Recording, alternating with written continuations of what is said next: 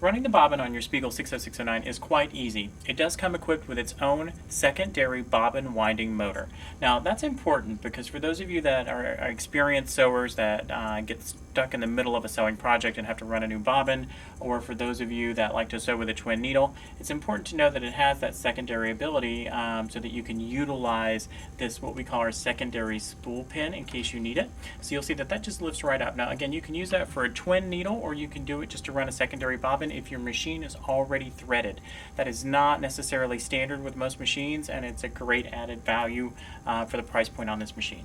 So in order to run your bobbin, you're just simply going to put your thread into the 60609 spool pin, and you're going to want to make sure that it's like right in the middle, and you're going to want to make sure that you use your spool cap that is closest in size to the actual spool of thread that you're actually using. That's important because it keeps the thread from getting caught on anything else as you are winding your bobbin. You are then going to take an empty bobbin, and you'll see this like so. These are the bobbins that come standard with your 60609. Please only use bobbins that come with your machine. That is for the protection of the machine and for yourself.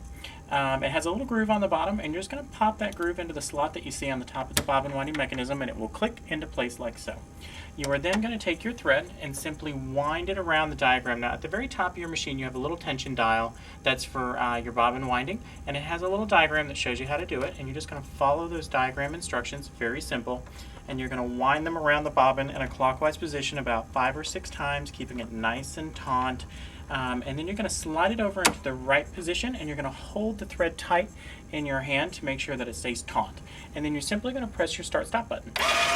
It's going to wind the thread back in there for you, and it's going to continue to do a nice even flow back and forth between the top and the bottom of the bobbin.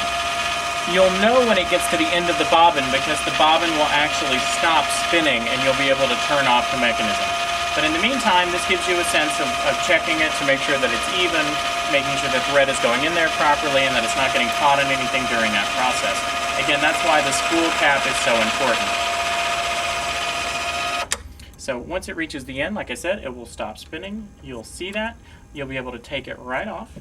You'll be able to clip your thread, and you will have your complete bobbin for your 60609. That's simple.